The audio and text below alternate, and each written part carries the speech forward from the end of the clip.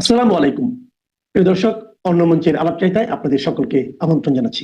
Iran যুদ্ধের সর্বশেষ update নিয়ে আজকের এই লাইভ আপডেটে মূল আলোচনা করব ইরানের নতুন সুপ্রিম লিডার বা সর্বোচ্চ ধর্মীয় নেতা মুজতাবা আলী খামেনেইর বক্তব্য। তিনি তার নির্বাচনের পরে এই প্রথম তার একটা বিস্তারিত বার্তা বা বক্তব্য পেশ করেছেন। তার সেই বক্তব্যে তিনি কি ধরনের ইঙ্গিত দিয়েছেন, যুদ্ধের ব্যাপারে তার মন্তব্যগুলো কি কি ভাবছেন তিনি এই যুদ্ধের ভবিষ্যৎ নিয়ে, ইরানের ভবিষ্যৎ নিয়ে তার পরিকল্পনা কি, তিনি কি বার্তা দিচ্ছেন ইরানের জনগণকে, আন্তর্জাতিক গণমাধ্যমকে, আন্তর্জাতিক জনমতকে, আন্তর্জাতিক বিশ্বকে তিনি কি বলতে চাচ্ছেন, এগুলো নিয়েই আজকে আলোচনা করব।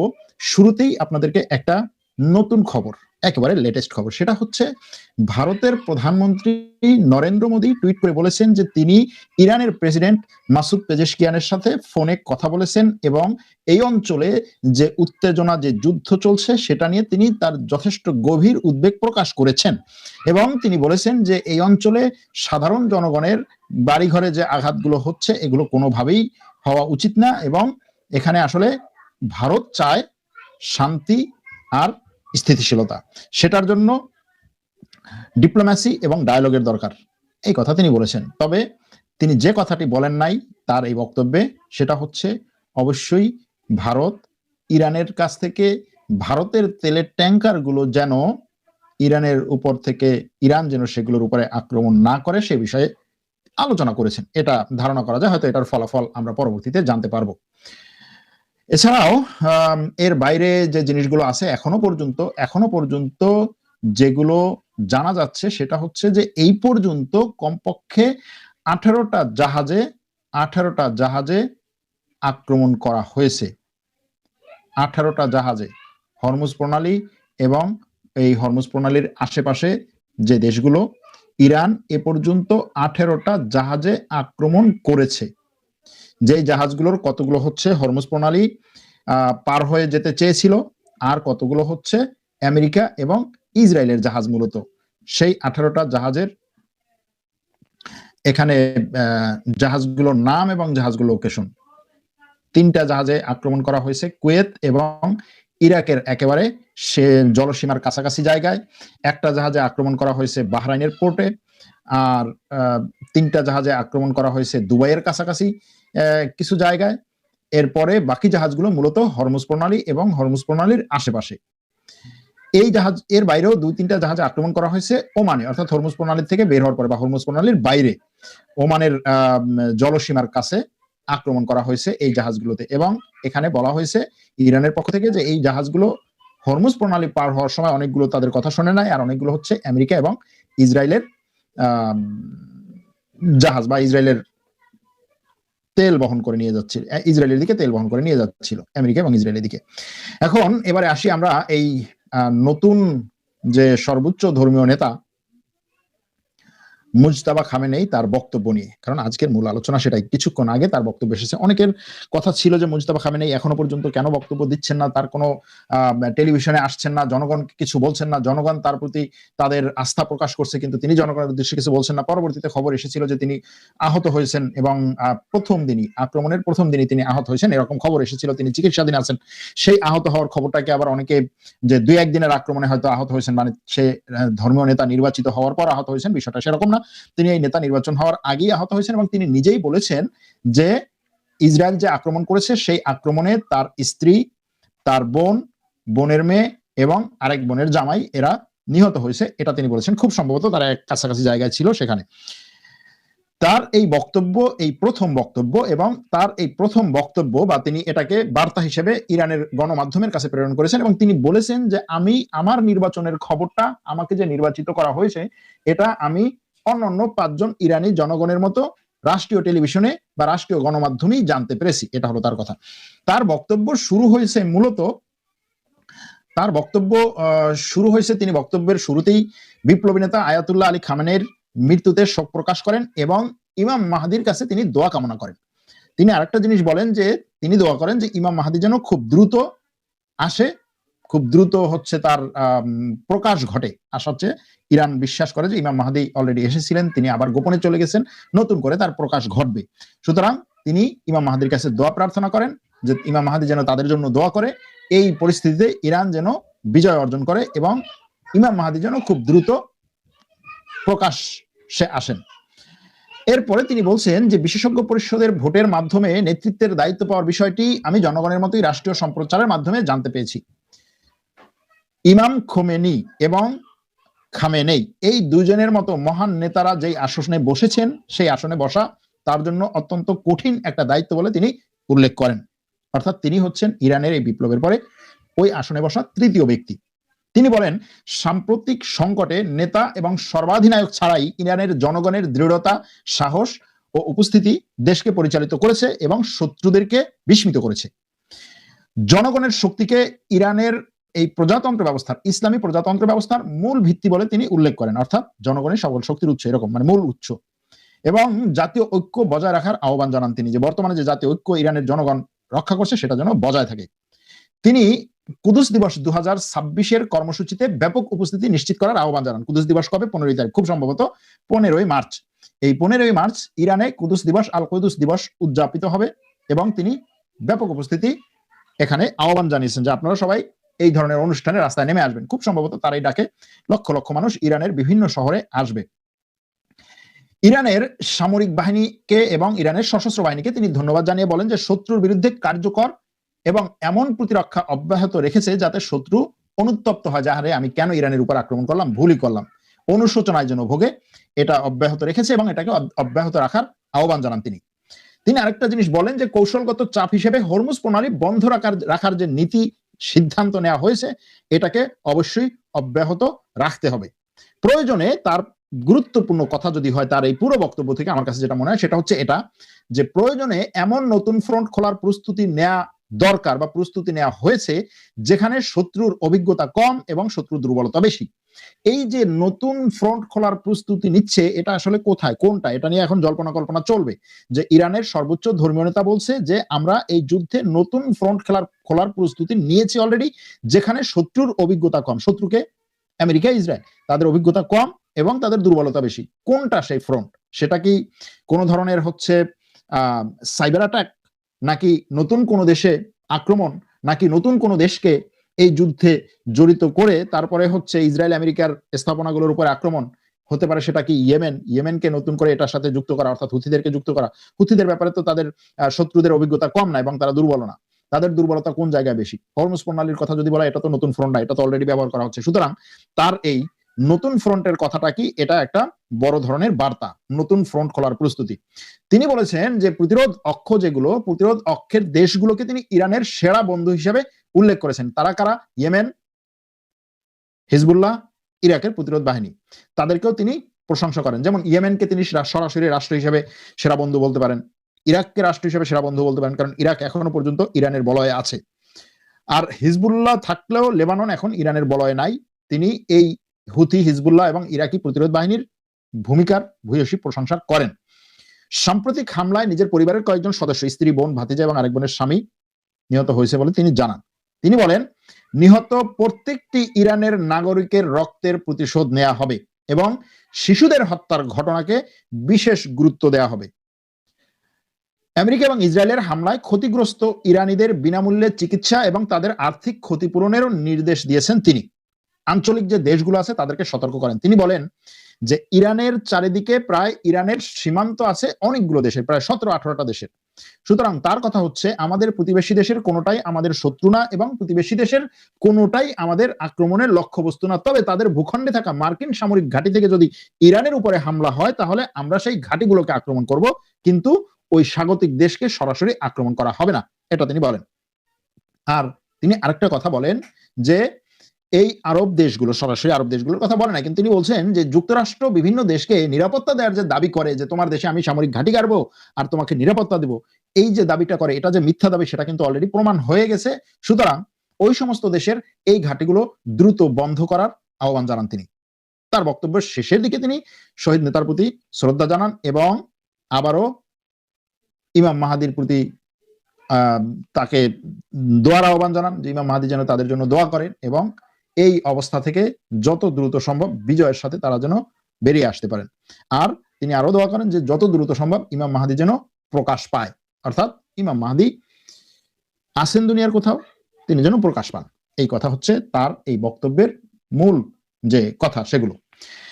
এই বক্তব্য থেকে আপনারা কি বুঝছেন, কি নিয়ে আসছেন, কি মন্তব্য, সেটা অবশ্যই জানতে চাই, যেহেতু তার এই প্রথম বক্তব্য। এই বক্তব্য কতটা ইরানের মানুষের মনের আকাঙ্ক্ষা এবং সারা বিশ্বের মানুষের যে প্রত্যাশা ছিল যে ইরানের সর্বোচ্চ ধর্মীয় নেতা তার বক্তব্য আসবে একটা, সেখান থেকে কি মনে হয়।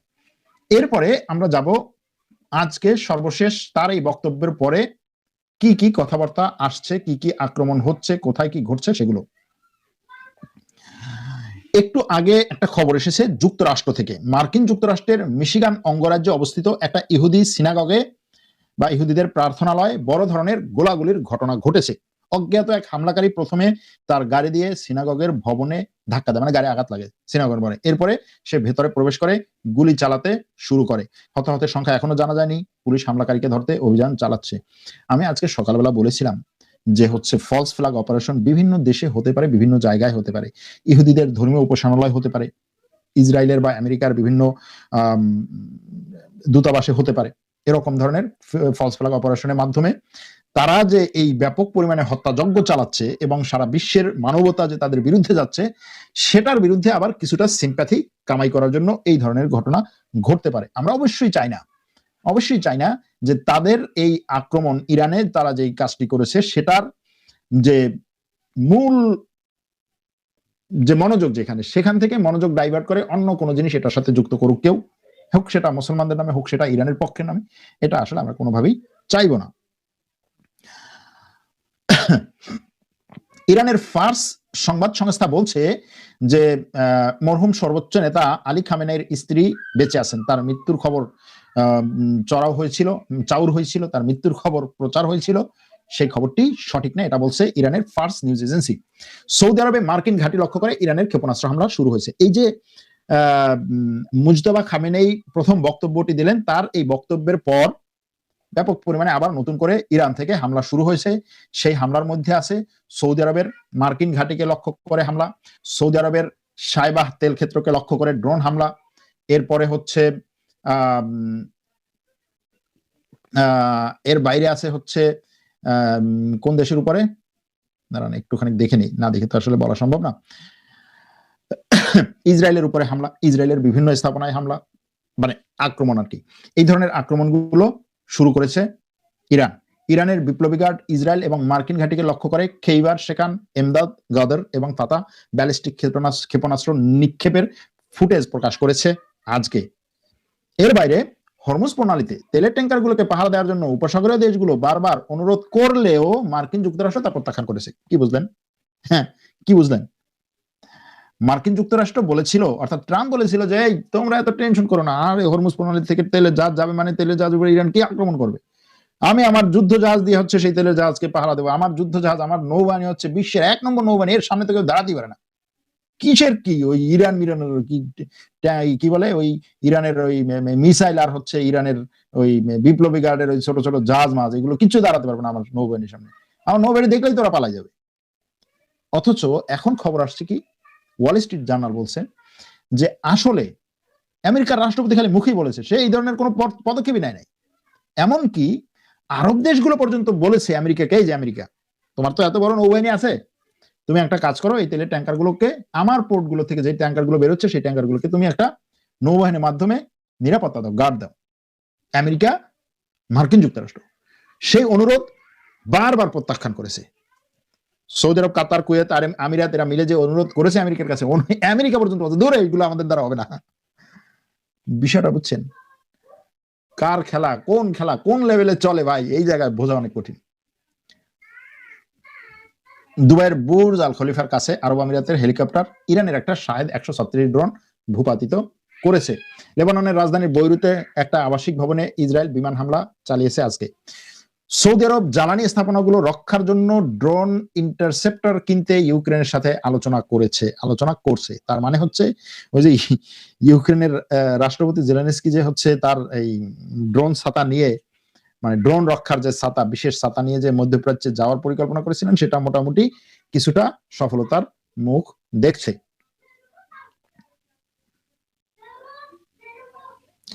ইরাকের এরবিলে একটা ড্রোন ভূপাতিত করেছে মার্কিন প্রতিরক্ষা সিস্টেম, সেটার ভিডিও আমরা শেয়ার করেছিলাম। এই মুহূর্তে ইসরায়েলের ইসরায়েলের উত্তরাঞ্চলে এবং ইসরায়েলের হাইফা বন্দরে সাইরেন বাজছে যে সেখানে আক্রমণ হতে পারে। আমরা বলেছিলাম সকালবেলা যে ইসরায়েলের উত্তর এলাকাতে, বিশেষ করে এই লেবাননের সীমান্তবর্তী এলাকাগুলোতে গতকালকে ইসরায়েল সাইরেন বাজাতে পারেনি, অর্থাৎ সতর্ক সংকেত দিতে পারে নাই। এটার জন্য ইসরায়েলের একজন কমান্ডার দুঃখ প্রকাশ করেছে। মধ্য ইরাকের কুম শহরে ইসরায়েল এবং আমেরিকা কমপক্ষে 3টা বিমান হামলা চালিয়েছে। এছাড়াও বোলাজজান শহরে, দক্ষিণ ইরানের বোলাজজান শহরে আরো 2টা হামলা চালিয়েছে আমেরিকা এবং ইসরায়েল কিছুক্ষণ আগে। ইরাকে, উত্তর ইরাকে আসলে 2 দিক থেকে আক্রমণ হচ্ছে। ইরানও আক্রমণ করতেছে, আবার আমেরিকা ইসরায়েল আক্রমণ করতেছে। আমেরিকা ইসরায়েল আক্রমণ করতেছে ইরানের যে পপুলার মোবিলাইজেশন ফোর্স, অর্থাৎ হাসদি সাব্বি যারা, এদের উপরে। আবার ইরান আক্রমণ করতেছে বিভিন্ন ধরনের কুর্দি সশস্ত্র গোষ্ঠী যারা আমেরিকা এবং ইসরায়েলের প্রক্সি হয়ে কাজ করে তাদের উপরে। অর্থাৎ ইরাক এখন হয়ে গেছে আমেরিকার প্রক্সি আর ইরানের প্রক্সিদের অভয়ারণ্য। আমেরিকা ইরানের প্রক্সিদের উপরে আক্রমণ করতেছে, ইরান আমেরিকার প্রক্সিদের উপরে আক্রমণ করতেছে, এরকম একটা পরিস্থিতি সেখানে চলছে।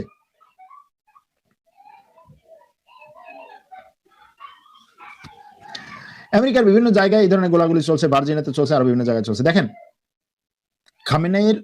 মুজতবা খামেনেইর বক্তব্যের পরপরই তেলের দাম আবার বাড়া শুরু করেছে। এদিকে টোটাল এনার্জি বলছে যে সে তার সারা বিশ্বে যে গ্যাস এবং তেলের প্রোডাকশন আছে, উৎপাদন আছে, সেই উৎপাদনের 15% সে স্থগিত করছে, অর্থাৎ উৎপাদন 15% কমায় নিয়ে আসছে। 15% উৎপাদন করবে না বিভিন্ন জায়গাতে, সে সেটা বলছে। ইরাকের বাগদাদে যে এয়ারপোর্ট আছে, সেই এয়ারপোর্টের গা ঘেঁষে আমেরিকার একটা সামরিক ঘাঁটি আছে, বাগদাদের ইন্টারন্যাশনাল এয়ারপোর্টের গা ঘেঁষে, সেটা হচ্ছে ভিক্টোরিয়া সামরিক ঘাঁটি। সেই ভিক্টোরিয়া সামরিক ঘাঁটিতেও আজকে আক্রমণ হয়েছে। এবারে আগামী শনিবার এবং রবিবার ফ্রান্সের রাজধানী প্যারিসে চীনের আর আমেরিকার ঊর্ধ্বতন কর্মকর্তারা বৈঠকে বসবেন। কি নিয়ে বৈঠকে বসবেন? বাণিজ্য নিয়ে আলোচনা করতে বৈঠকে বসবেন। অর্থাৎ ট্রাম্প যে এই এমন একটা গ্যারাকলের মধ্যে পড়ে গেছে, এখন তার যে বাণিজ্যের ক্ষেত্রে চিরশত্রু চীন, সেই চীনের সাথেই তার বসতে হচ্ছে। আজকে সকালে দুপুরের দিকে বলেছিলাম যে ট্রাম্প তার রপ্তানি কমিয়ে নেওয়ার কথা বলেছে, যে বর্তমান সময় যে সমস্যা, এই সমস্যাকে সমাধান করতে বা এই সমস্যাকে কমিয়ে আনতে, এটার প্রভাবকে কমাতে সে কি করছে, সে সিদ্ধান্ত নিচ্ছে বা চিন্তা ভাবনা করছে যে আমাদের আমেরিকার উৎপাদিত পণ্য বিদেশে রপ্তানি কমিয়ে দেব। এখন আবার তারা বলছে যে আমরা চীনের সাথে বসে আলোচনা করব। দক্ষিণ ইরানের চাবাহার প্রদেশে আমেরিকা এবং ইসরায়েল আজকে বিকেলের দিকে আক্রমণ করেছে। বাংলাদেশ সময় রাত, আমি স্থানীয় সময়ের কথা বলতেছি। এখানে আক্রমণ করেছে সিরাজে, পশ্চিম ইরানের সিরাজে আক্রমণ হয়েছে আজকে আমেরিকা এবং ইসরায়েলের। খরমজ শহরে বিপ্লবী গার্ডের একটা ঘাঁটিতে আজকে আক্রমণ করেছে ইসরায়েল এবং আমেরিকা। এটা হচ্ছে দক্ষিণ ইরানের একটা শহর। সিরাজ ইস্পাহান হাইওয়েতে আজকে আক্রমণ করেছে আমেরিকা এবং ইরান। ইসরায়েলের আক্রমণে দক্ষিণ বৈরুতে, লেবাননের রাজধানী বৈরুতের দক্ষিণ এলাকায় বিশাল এক ভবন গুড়িয়ে দেওয়া হয়েছে। বিশাল এক ভবনকে গুড়িয়ে দেওয়া হয়েছে। এএফপি আজকে বলছে যে ইরানের একজন ভাইস মিনিস্টার তাদেরকে জানিয়েছে যে ইরান হরমুজ প্রণালীতে কোনো ধরনের মাইন পুঁতে নাই। অর্থাৎ হরমুজ প্রণালীতে যে 10টা মাইন পোতার কথা বলা হচ্ছিল যে পুঁতেছে ইরান, সেটা বলছে ইরান যে না, আমরা হরমুজ প্রণালীতে কোনো মাইন পুঁতি নাই এখনো পর্যন্ত, কিন্তু আমরা মাইন পোতার জন্য প্রস্তুত এবং আমরা হরমুজ প্রণালী থেকে কোনো জাহাজ আমাদের অনুমতি ছাড়া যেতে দেব না। আজকে সন্ধ্যার দিকে লেবাননের রাজধানী বৈরুতে ইসরায়েল ব্যাপক পরিমাণে আক্রমণ চালিয়েছে। ওদিকে আমেরিকার বিমানবাহী রণতরী ইউএসএস গ্রাল্ড আর ফোর্ট, এই বিমানবাহী রণতরীর ওয়াশিং মেশিন নষ্ট হয়ে সেখানে আগুন ধরে যায় এবং সেই আগুন লেগে মেইন যে তাদের লন্ড্রি রুম, সেই লন্ড্রি রুমের সার্ভিসে থাকা কমপক্ষে 2 জন আমেরিকান সার্ভিসম্যান বা আমেরিকান সৈন্যের কি হয়, আহত হয়। পরবর্তীতে সেই আহত হয় এবং সেটা এখন জাহাজ হচ্ছে অপারেশন করতেছে, তার কোনো সমস্যা হয়নি জাহাজে, এটা বলা হচ্ছে। কিন্তু এটা নিয়ে হয়তো বিভিন্ন ধরনের খবর হয়তো আপনারা পরবর্তী দেখবেন, এই জন্য বলে রাখলাম। গত রাতে ইরাকের এরবিলে দেখেন, ইরাকের এরবিল, আমরা কি জানি ইরাকের এরবিলে হচ্ছে আমেরিকার ঘাঁটি আছে, তাই না? আমেরিকার ঘাঁটি আছে, আর কার ঘাঁটি থাকতে পারে? ইসরায়েলের গোপন ঘাঁটি, আর কার ঘাঁটি থাকতে পারে? সর্বোচ্চ হয়তো বলতে পারে যে ঠিক আছে ব্রিটিশ একটা ঘাঁটি হয়তো থাকতে পারে, আর কার ঘাঁটি থাকতে পারে? হয়তো বলতে পারে না, তো সর্বোচ্চ হয়তো কানাডার একটা ঘাঁটি থাকতে পারে, আর কার ঘাঁটি থাকতে পারে? হয়তো বলবেন যে ঠিক আছে সর্বোচ্চ ফ্রান্সের একটা ঘাঁটি থাকতে পারে, আর কার ঘাঁটি থাকতে পারে? আসবে আর কারো মাথায় ইরাকের এরবিলে কার ঘাঁটি? দেখেন, ইরাকের কুর্দিস্তান অঞ্চলের এরবিলে ইটালির একটা সামরিক ঘাঁটিতে গতরাতে ড্রোন আক্রমণ হয়েছে। ভাই ইটালি, তো ইটালি, ইরাকের এরবিলে তোর কাজটা কি? ইটালি ভাই, ইটালি, ইরাকের এরবিলে কাজটা কি চিন্তা করেন। তার নাকি একটা সামরিক ঘাঁটি করতে হবে সেখানে, এবং সেই সামরিক ঘাঁটিতে আক্রমণের পরে ইটালি সেখান থেকে অস্থায়ীভাবে তার লোকজন সরিয়ে নিচ্ছে। ইটালির পররাষ্ট্রমন্ত্রী এই কথাটা বলছেন যে আমাদের এই সামরিক ঘাঁটিতে আক্রমণ হয়েছিল, কিন্তু সেখানে কোনো ধরনের কেউ হতাহত হয় নাই। বিষয়টা বুঝছেন? ইটালির সামরিক ঘাঁটি সেইখানে, মানে এই মধ্যপ্রাচ্যে ভাই কোন জায়গায় যে কে ঢুকে কি করতেছে, কতজন যে কোথায় কোথায় বসে আছে আমরা জানিও না। কার ঘরের মধ্যে, কার বাড়ির মধ্যে, কার ঘরের মধ্যে, কার বিছানায় কে শুয়ে আছে এই মধ্যপ্রাচ্যে, এটা বোঝা অনেক কঠিন। এজন্য মধ্যপ্রাচ্যকে বলা হয় এমন একটা জায়গা, এখানে কার হাত কার পকেটে আর কার গলা কার সাথে লাগানো আছে আপনি বুঝে উঠতে পারবেন না। এজন্য এখানে সবকিছুকে সাদা আর কালো হিসাবে দেখলে আপনি হিসাব মিলাতে পারবেন না। এখানে যে ধূসর এরিয়াটা আছে, এই ধূসর এরিয়ার মধ্যে যে কতজন কত কিছু করতেছে। যেমন এখন সবার প্রশ্ন হচ্ছে যে এত ঘটনা ঘটলো, এত কিছু হলো, আমেরিকার নিরাপত্তা দিতে পারলো না এই আরব দেশগুলোকে, তাইলে আরব দেশগুলো এখন থেকে আমেরিকার সব ঘাঁটি বন্ধ করুক। আমেরিকার সব ঘাঁটি বন্ধ করবে এত সহজ? আরব দেশগুলোকে নিরাপত্তা দিতে পারলো না, এতটুকু নিরাপত্তা দিতে পারলো না, এর বাইরে নিরাপত্তা কে দিবে এর চেয়ে বেশি? শুধুমাত্র এখানে তো নিরাপত্তার বিষয়টি না, এখানে বিষয় হচ্ছে গদির বিষয় আছে, ক্ষমতার বিষয় আছে, নিজেদের যে এই রাজতন্ত্র, রাজপ্রাসাদের মধ্যে যে লড়াই, যে অমুক রাজপুত্র ক্ষমতায় আসবে নাকি সমুক রাজপুত্র ক্ষমতায় আসবে, অমুক রাজার এই ছেলে বড় ছেলে ক্ষমতায় বসবে নাকি ছোট ছেলে ক্ষমতায় বসবে, বড় ছেলের বউ হচ্ছে এখানে দায়িত্বটা বেশি নেবে, ভাগটা বেশি নেবে, নাকি ছোট ছেলের বউ ভাগটা বেশি নেবে, তারপরে হচ্ছে চাচাতো ভাই ক্ষমতায় আসবে নাকি আপন ভাই ক্ষমতায় আসবে। এই যে লড়াই, এই লড়াইও তো হচ্ছে আমেরিকার সাপোর্ট দরকার। বাইরেরটা বাদই দিলাম, এই যে ভিতরের একটা গ্রুপ, মানে প্রতিপক্ষকে দমিয়ে রাখা, সেটার জন্য আমেরিকার সাপোর্ট দরকার। কারণ এত কূটনামি সিস্টেম তো হচ্ছে এখনো পর্যন্ত অন্য কেউ করতে পারবে না। তবে হ্যাঁ, এটা অন্তত এখন তারা হয়তো বুঝতে পারছে, বা আমার কাছে মনে হয় বুঝতে পারা উচিত, সেটা হচ্ছে যে জায়নবাদী বলুন আর হচ্ছে ইহুদি ইসরায়েল বলুন, এদের জন্য বন্ধু বা মিত্র বলতে কেউ নাই। না আমেরিকা, না ব্রিটেন, না সংযুক্ত আরব আমিরাত, না ভারত, না অন্য কোনো দেশ। এরা সবাইকে নিজের স্বার্থ চরিতার্থ করার জন্য ব্যবহার করবে। লাস্ট পর্যন্ত যে আপনি দেখবেন যে আপনি ব্যবহৃত হচ্ছেন, এবং এটা এখন প্রমাণিত। আমেরিকার রাষ্ট্রপতি পর্যন্ত এখন হচ্ছে থতমত খেয়ে গেছে, যার কি অবস্থা, আমি কিসের মধ্যে বললাম, যে আমি সবাই হচ্ছে নাকের রশি দিয়ে ঘুরানোর চিন্তা করি, আর আমাকে দেখি নাকের রশি দিয়ে ঘুরাচ্ছে। আরব দেশগুলো দেখেন, সে দেশগুলো বলছে যে ভাই আমার এখন জরুরি ভিত্তিতে আমার দুটো নিরাপত্তা দরকার, একটা হচ্ছে আমার সামরিক নিরাপত্তা, আর একটা হচ্ছে আমার অর্থনৈতিক নিরাপত্তা। এই দুটোর জন্যই তো আমেরিকার সাথে আমাদের এত কিছু, তাহলে তুমি আমাকে সেই নিরাপত্তা দুটো দাও। ইসরায়েল বলছে কিসের তোমার কি নিরাপত্তা, কিসের সামরিক আর কিসের অর্থনীতি, আগে হচ্ছে আমার নিরাপত্তা, সবকিছু আগে আমাকে দিবে, অস্ত্র, অর্থ, সম্পদ, টেকনোলজি, ডিপ্লোম্যাসি সব আগে আমাকে দিবে, তারপর হচ্ছে তুমি। এই জিনিসটা এখন স্পষ্ট হচ্ছে।